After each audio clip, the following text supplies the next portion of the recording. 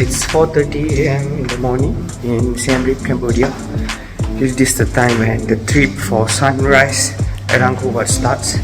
Tuk-tuk or a bus where you have booked earlier will pick you up from the hostel that you are staying in.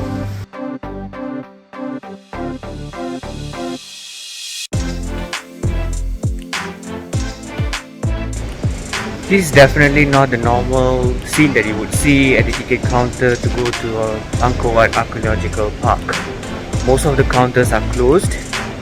Only probably I could see 2 or 3 counters are open.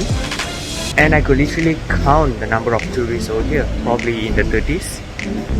So that's how empty Angkor Wat Archaeological Park is currently if you visit them.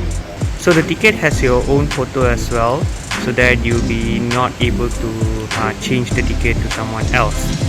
So the ticket belongs to you only. From the ticket counter, it is about 10 kilometers to Angkor Wat and some of the temples within the archaeological park.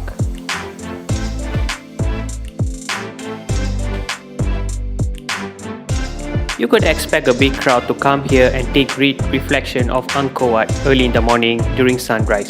But as I came in May 2022, there was no crowd. I could take a great reflection picture of Angkor Wat without any crowd in the morning. Inside the temple, you can find some of the statues from back then during Kmer Empire time.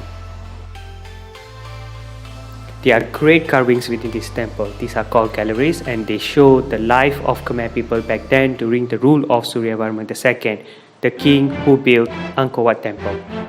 If you look at the galleries closely, some of them shows the story from Ramayana Epic, a popular epic from the Hindu religion.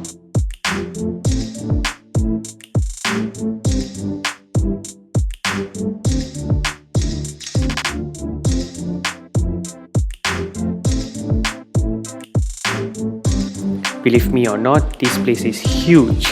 It's enormous. You can just take hours by enjoying each of the chamber and different space within the compound of Angkor Wat temple.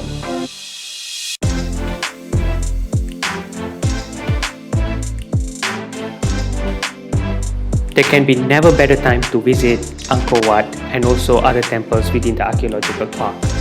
It can never get emptier.